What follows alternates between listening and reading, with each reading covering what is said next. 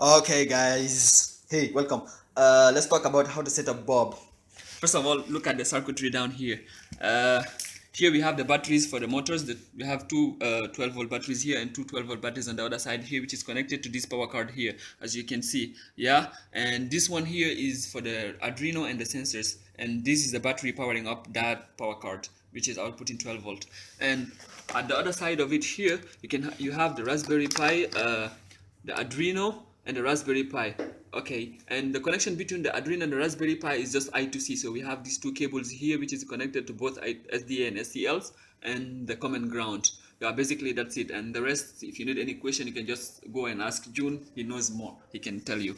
All right, that's just the setup of the base. And also one more thing, before you do anything, once you finish all the setup and everything, before you connect to the app and everything, you need to switch on the robot, else you cannot access the Raspberry Pi. It's compulsory to switch on this thing, so please remember that and keep it in mind. Thank you.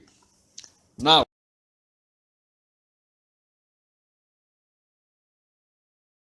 here, let's talk about how let's talk about how the robot basically work. Okay, so here, this is the configuration of how it works. We have a router. Okay, this router here, it can be your phone or anything that can do a hotspot, the normal router, a modem, anything, as long as you can connect to it. So yeah, here, this is the router over here, and we have Bob is connected to that router, and the phone you are using to control the robot should be connected to the same router at the same time. Okay, so you need to check the IP address of Bob. Let's say, for example, right now I'm connected to it and it's having 192.168.43 and 111.188. This is the address of the robot. So this phone, to connect to Bob, it needs to access this address through the router. So basically just index this address and it will be connected to Bob. It can interact and everything. This is just an internal network. It's not related to the internet. So say now the router is connected to the internet and some other guy is outside which is connected. Let's say right now we are connected to our P1 here, and then this guy here is connected to AppCore. Okay, so this is connected to AppCore. All right, so yeah, now say on the P1, whoever is connected to the P1 can access Bob and control him directly, which is fine. However, if you are not connected to this router here, this guy here cannot talk, interact with the robot. He cannot control our robot here. So what do we need to do in order for this guy connected anywhere to control our robot? We just need to give him the address of our router, which is here. Each and every router in the whole world has an address. Currently, this is the IP address of our router, 113.210.2 and 51. Okay, so this address here is accessible from anywhere in the whole world. So what we basically need to do is that we tell this guy here, we tell him that, okay, we tell this router here, sorry, that whenever someone accesses this IP here, his IP, and he requests for a special port, let's say we gave the Raspberry Pi in the setting, this is the setting you have to do, you have to research for port forwarding. Let's say we gave him 8080. Okay, 8080. Okay, so this is the port talking to the Bob. So whoever accesses this address of the router and adds 8080, it means he want to talk to our robot. He want to send the signal, move forward or backward. So that will directly, the router will directly understand what it means and is going to send the signal to Bob, and that's how they are going to interact. This is the only possible way of doing it. Currently you cannot do it if you are using your phone as a hotspot to control the robot. You can only do it if you are using the P1. All right, that's enough explanation and everything. So let me show you now how to set up the application. Okay, here I'm gonna put this application online and you can just access it anytime. Okay, let's see, this is the application here. All right, okay, so this is the application. Once you open it, you just go to the setting options up there and you see setting, you just click there. You can set up your IP here. This is the IP of the robot. So as I told you, currently the IP of our robot is 192.168.43.188. all right, so you save it,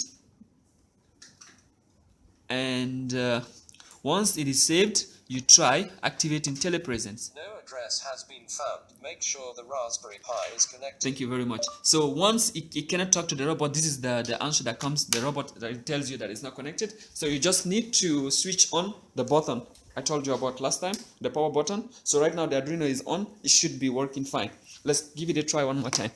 Okay, telepresence. Telepresence mode activated. You can see directly. Right now it's all connected now and the telepresence is activated. So say you want to control the robot, you just go to control. Alright, and that's it. Right now, if I want to control the robot, I just press any button. You can see over there, the robot itself is moving. I press, yeah. So it means they are connected to the same internet. I'm using a phone right now, as I told you. I'm using a phone as a router. So this is the phone which is giving the IPs. So it's controlling the robot and you can see it works fine. So how would I control it from the website now? This is the application control. So say from a website also, we need to do some setting here. This is our database. This is not for everybody. This is just for us ATAs. So this is where you set up the IP address over here. This is the IP address whereby it can be reached, and this is the video for streaming the video. You just replace these IPs, and right now I put 192. This is the IP address of the robot. So down here, these two, every 1 minute the robot updates his own IP address over here. So you just need to refer to here to know which one is the IP. So yeah, now let's go to our website. Right now it's hosted over here, and let's refresh the whole thing. And okay, so this is the website, and let's see. It takes a little bit of time to load it. Let's say June, go pay for your bills. All right, it's taking too much time to load the whole thing now. Okay, let me just. Okay, it's done loading the whole page, and now let's go to login here, and yeah, now login Bob, and also Bob as a password currently. All right, and you can see over there it's already connected and everything. Now let's look at the robot move.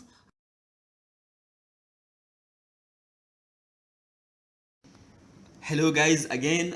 Okay, now I just want to show you how to troubleshoot the robot. Say for example a sensor is not working or anything is happening, you don't know what's happening, and yeah, let me show you how to troubleshoot the robot. So what you do is first you come here, you come to a browser, any browser, you put the IP address of the robot inside, which is 192.168.143 and 188 if I'm not mistaken.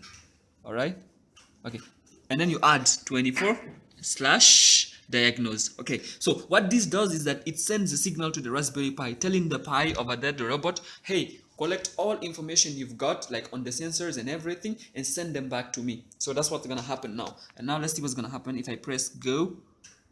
Okay, you see, this is the result I got. Message is fine. It means the robot is fine. There's no issue. The sensors are working fine.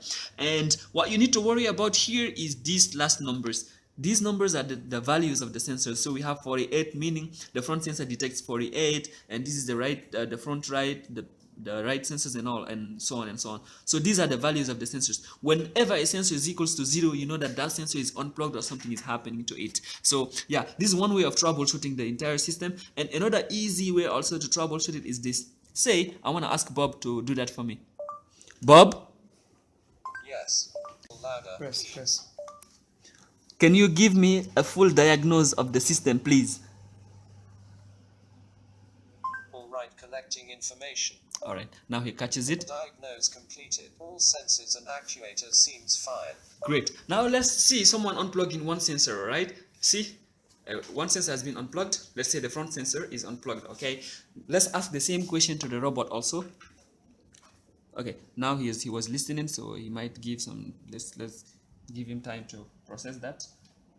It is a little bit slow because the internet is slow, so we can't properly. So if you want to make sure that yes, true, it's not working, here also you can come to here, this address as I told you on the website, and look at it.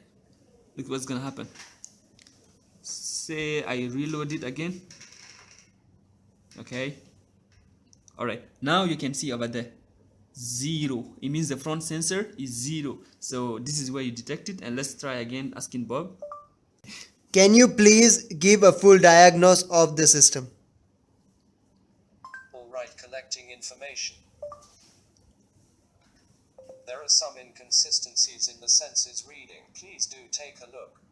Okay, thank you very much. So it works. All right. So basically, these are the ways you can troubleshoot the entire system. Thank you very much. And that's the telepresence side of the robot, and then the tour guide side of the robot. So the tour guide is as simple as this. You just come here and select tour guide. Hope is connected. Tour guide mode activated. Thank you very much, Bob. As you said, tour guide mode has been activated. So right now, all you need to do is to stand over there, bring the robot over there, and just ask him to start doing the tour, and he's gonna start. Thank you guys very much for watching these videos. I hope you enjoyed it, and let me show you these guys who are here today. Do you have anything to add? Hi there. And that's my guy. You don't want to see what he's doing. All right, these are the APCO members currently present here today, and I myself, Alpha. We thank you very much.